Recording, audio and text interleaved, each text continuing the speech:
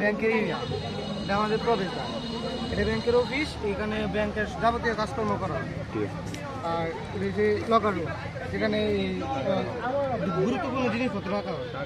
যদি আপনারা যদি এখানে অসৎ উপায়ে কেউ প্রবেশ করতে চায় তাহলে এলাম। মানে যে কেউ ঢুকলে এই এলানটা দিবে। জি জি জি। তো ব্যাংক কর্মকর্তা যখন ঢুকবে, যদি এখানে সেন্সর ইউজ করা যেত, এই আমরা সুইচ ইউজ করছি, তাহলে ব্যাংকের কর্মকর্তার এই ফেস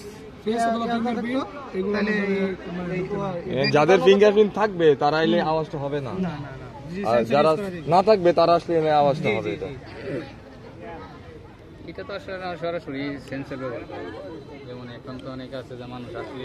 আচ্ছা, এটা কি? এটা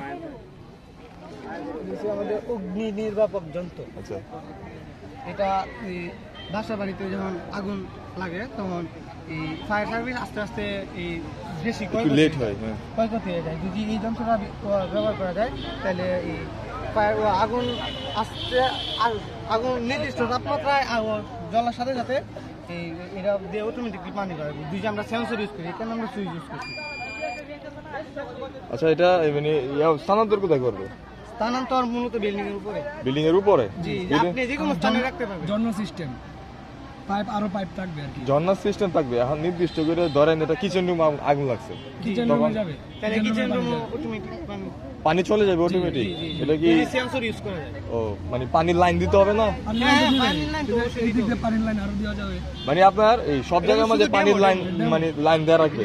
যখন আগুনটা লাগবে তখন এইটা অটোমেটিকলি মানে চালু হয়ে যাবে, মানে তাপমাত্রাটা নির্দিষ্ট বেশি হইলে।